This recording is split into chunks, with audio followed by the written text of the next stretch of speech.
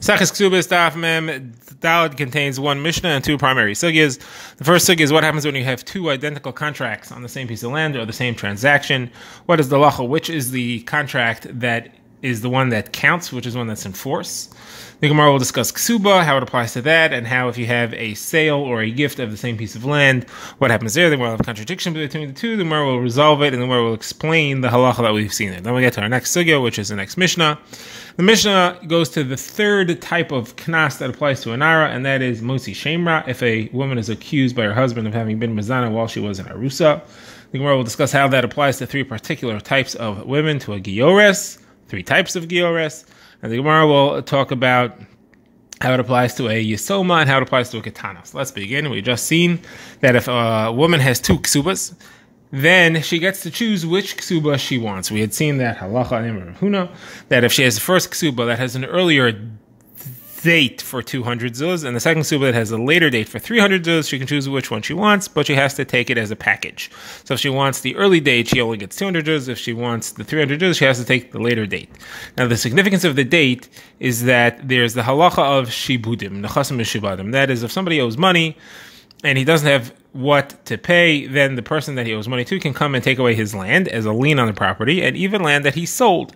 Any land that he owed at the time that the obligation to pay was created is mishubid, is the word, has a lien on that land, and even if it was later given to someone else, if it was sold to someone else, then he can still, the creditor can come and take that land away from the person who bought it. But this only applies to property which belonged to the person at the time that the obligation was created. Therefore, if the woman wants to take land away in order to collect ksuba, she can only take from the land that was owned by her husband at the time that he wrote the ksuba. So if she'll take the later date and he lost land in between, he got rid of land in between, she won't be able to take from land that he sold in between, because he didn't have it at the time of the later date, he only had it at the time of the earlier date. That's why she might prefer the earlier date for less money in order to be able to collect from land that he owned then, as opposed to the later date where it's more money, but she won't end up with anything because she can't collect from land because he didn't own it at the time of the later date. Either way, the halacha of Rav Huna is that she can choose whichever one she wants. The Gemara says this seems to contradict, not agree with the halacha of Rav Nachman, who says that if somebody has two contracts of sale or of gift on a land, we have Reuven gifted land to Shimon, or sold the land to Shimon, or you have two contracts, could be a sale and a gift and a sale, two sales, two gifts. However it works out, the halacha over there is that the second contract is the valid one and the first one is considered canceled. That doesn't fit with what we said here, that the woman has the right to choose which ksuba she wants. So the Gemara says no, it fits, because Rav Nachman agrees that if something is added in the second contract, that you have the right to choose which one you want. And the function of the adding is to give the person to choose the first one with the earlier date without the addition, or the later one with the later date with the addition. And that's what we have in the case of Ksuba, where he added an extra 100 zuz. Now, says the Gemara, what is Pshat in Rav Nachman's halacha? Why does he say that the second one cancels the first one? And in what case did he say that? So first of all, in what case did he say that? What's considered to be added? So obviously, if something's added to the contract, if it's a greater piece of land, that's certainly considered to be added. What if it just changed the type of transaction? What if it was changed from a sale to a gift? Now, that doesn't mean he doesn't have to pay for it anymore. He already gave the money, but the transference of the property is changed from a sale transfer to a gift transfer. So that itself is an addition. That itself is considered adding something, because the receiver gets an added benefit from the fact that he has a contract of gift as opposed to a contract of sale. If it's a contract that he bought it, then a neighbor may come, someone who owns land adjoining this property, may come and say, hey, I had right of first refusal. I have the right to buy it before you. I can match your offer, and I'm going to take it away from you because I want it so I can get contiguous land to my other land that I own nearby. If it's a gift, then there's no such claim. So it could be that he gave him the second contract in order to be able to give him the right of avoiding the neighbor's right of first refusal. What if it was the other way around? What if it was first a gift and then it was changed to a sale? So there's a benefit in making it a sale as well. The benefit there is that if the land gets taken away by a creditor, then the original owner has to restore the land to him. He has to pay him for it. So if Reuven gave a gift to Shimon, and then he makes it into a sale to Shimon, and then somebody who Reuven owed money to came and took the land away from Reuven. So if it will be a gift to Reuven doesn't get another gift to replace it. The land was taken away by a creditor, he lost it. If, however, it was a sale, it was a contract of sale, then he can go back to Reuven and say, okay, now you have to give me money or land in exchange for this piece because it was taken away from me. So that's what's added as well. The question that stands is, what if it's 2 stories of mecher, 2 sales, or 2 stories of a gift? So over there, the Rav Nachman says the second one rides the day and the first one is canceled. What's the reason? Why do we assume that the second one is the one that's meant to be enforced and the first one is canceled? So Gemara brings 2 explanations. Rafram says it's because by taking the second star, he admitted that the first one was forged, and therefore the first one's invalid, it has 0 validity. Rav Acha said, no, it's because the person was mochel the first shibud. Any land which was included in the first lien from the first date, he allowed that land to not be included in the shibud. He dropped it. So, if, for example, if Reuven gifted or sold the land to Shimon, and then he gave him the star and he can't follow through to give it to him, so Shimon can then go and collect land that he sold. But he agrees to take the second date and not the first date because he was mochel the shibud on the first date. Now, says the Gemara, what's the difference between the 2 pshatim? The difference is that if the first star was forged, then the gift didn't happen until the second star. If the first star wasn't forged, he was just mochel the shibud on the first star, then the receiver did own it from the time of the first star, he just didn't have a shibud from the time of the first star. So the differences will be as follows. First of all, we'll have 3 differences. Difference number 1 is if they're all admitting that the first star is forged and the witnesses who signed on it are forged witnesses, we know you can't use them for anything else. The second thing is who owned the land between the 2 stories. If the first star was forged, then the original owner owned the land and he gets to eat the fruits. And if the receiver ate the fruits, he has to pay for it. Who pays taxes? If the original owner owned it, because the original star was forged, the first star was forged, then the original owner has to pay the taxes. If you go with the second shot, that the receiver owned it, he was just mochel the shibud, then he's the one who owned it and he has to pay the taxes. Okay, the Gemara now goes into the halacha of Kesuba. How do we pass on halacha l'maisa? And a discussion we had earlier. We already included that in our discussion of the last shir in the last daf. Now the Gemara goes into the halacha of Moitzi Shemra, and this is our new Mishnah. Moitzi Shemra, by way of introduction, is the situation in which a man and a woman get married, and he accuses her of not being a psula. And at the time that he married her, it was assumed that she was a psula, so he's basically accusing her of being mezana during kiddushin. So the halacha is as follows. If he's proven to be a liar, he gets malchus and he has to pay 100 shekel fine, 100 selah fine.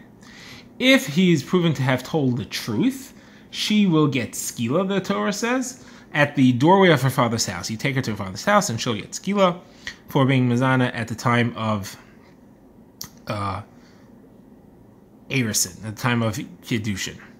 Now, that entire parsha is written only by a Yisraelis, by a Jewish woman. If it will be a not classic Jewish woman, then we'll have different halachos. So the Gemara first, the Mishnah discusses the Gioris. So Gioris, the first case is a girl who was megayer together with her mother. That is, she was born as an achri.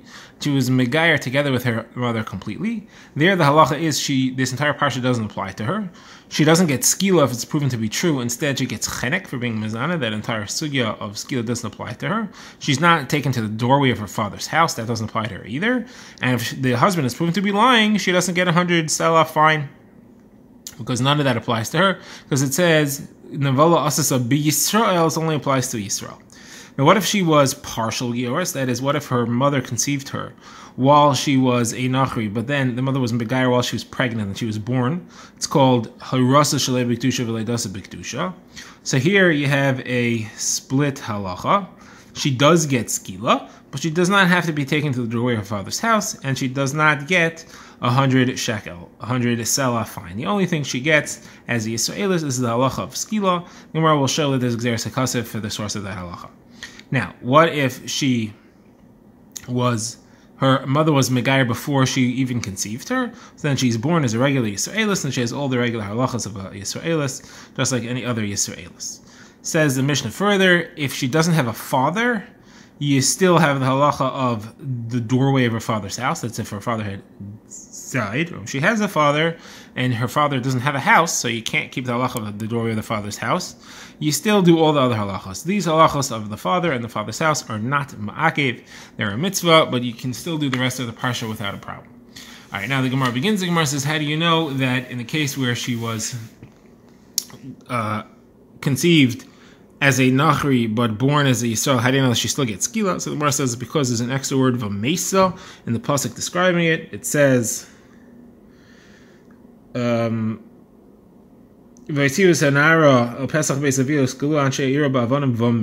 stone her and she dies. You don't have to say v'mesa, that's obvious. The extra v'mesa is to include this woman. So Gemara says, hold on a second, there's a number of issues here. First of all, if you're including her, so then all the other halachos should apply as well. The malchus and the 100 salafat. Gemara says, no, it's only v'mesa. What's included is only the mesa part of it, and that's that the misa that she'll get, it will be skila and not chenek like she would get if she was a gioris. Says the Gemara, but maybe it's not to include this split woman. Maybe it's to include a woman who was harasa and ledasa b'kedusha, where she was megayer, where she was never megayer. She was born to a gioris. So Gemara says that's a regular Yisraelis. You don't need to include anything to that. So Gemara says, well, maybe it's to include a full-fledged gioris who was born as a nachri and converted. So Gemara says then there will be nothing to learn out of the term Yisrael. What are you excluding by saying Yisrael? So it's got to be that it's referring to this split halacha. All right, now the Gemara goes on to discuss a Yisoma. So this was said by a number of Rabbanim named Yossi. The Gemara says that Rav Yossi Bar Chanina said that there is no parsha of Moshe Shemra. This entire parsha does not apply to a Yisoma, to an orphan. And if somebody is Moshe Shemra on a Yisoma, he does not have to pay the 100 selah fine. How do you know? Because it says V'nasnu la'avi hanara, you give it to the girl's father. If she doesn't have a father, this entire parsha doesn't exist. Does not apply to her. So where it says that Rav Yossi Bar Avin, or possibly Rav Yossi Bar Zvida, asked the kasha, and that's that we have a brisa in which Rav Yossi Haglili learns otherwise. Rav Yossi Haglili wasn't talking about Moshe Shemra, he was talking about Mafuta, but over there he says that because it says in Ma'in Yema'in Aviha, if her father will refuse to have her be married to him, over there the halacha is that she has to marry the guy. He has to marry her if she wants, but if the father refuses or she refuses, so either one can refuse and cancel the marriage in the case of Mafuta, but Rav Yossi says because it says Ma'in Yemayin applies even if there's no father, even if she's an orphan. So you see that the fact that it says Aviha doesn't mean that it has to be that the father exists. It could be if she exists, if the father exists, great, if not, not. But so then the same thing should apply here. Just because it says Aviha, it doesn't mean that the father has to exist. Could be that she's an orphan. So Gemara answers, the same one who asked the kasha answered it, no. That could be talking about where she wasn't an orphan, at least at the time that the Mafuta or the Moshe Shemra happened. Just later, when it came time to pay, then the father had died. There, Ma'in Yemayin says you pay it anyway. But that the father had to be there at the time that the incident originally occurred, that could be everybody agrees. Okay, now the Gemara goes on to its next halacha. This is Rava, and Rava disagrees about Yisoma. Rava says that a Yisoma who doesn't have a father still has all the halachas of this parsha. She still gets the 100 selah fine. And the reason is because we saw in our Mishnah, and we learned that from Sukkim, that we have to exclude a Gioris. Now, a Gioris doesn't have a father. When she converts, she loses her father. The fact that we had to say that she's excluded means that she's excluded because she's a Gioris, not because of any other reason. So the fact that she's considered to be halachically an orphan doesn't preclude her. So you see, orphanage is not a problem, and therefore it could be included. Now, the Gemara's next halacha is about a Moshe Shemra on a ketana. It's two versions of this Gemara. We've seen both of them earlier. Rish Lakish says that Moshe Shemra does not apply to a ketana because it says aviha nara with a hey. Generally, the word nara is spelled without a hey. When it's spelled without a hey, it means only a nara. When it's spelled without a hey, it means a ketana as well. When it's spelled with a hey, then it only refers to a nara from age 12 to 12 and a half, and not a ketana as well. So Gemara has a kasha. It couldn't possibly be referring to a ketana here, because in the same parsha it says that if it's true, she'll get skila. You can't give skila to a ketana. So what are you telling me? Because of the hey, it's not the reason. This parsha is obviously talking about an adult, not a child. So Gemara says, no, what's actually happened here was the opposite. We learn from here that whenever the word nara is written with a hey, it has to be excluding a ketana. Here we know it can't be talking about a ketana because there's an onish, there's a skila involved, if he was telling the truth, and therefore it has to be referring to a Nara, an adult from age 12 to 12 and a half, and it's written with a full hey to teach us anytime it's written with a full hey is referring to a Nara and not a Ketana.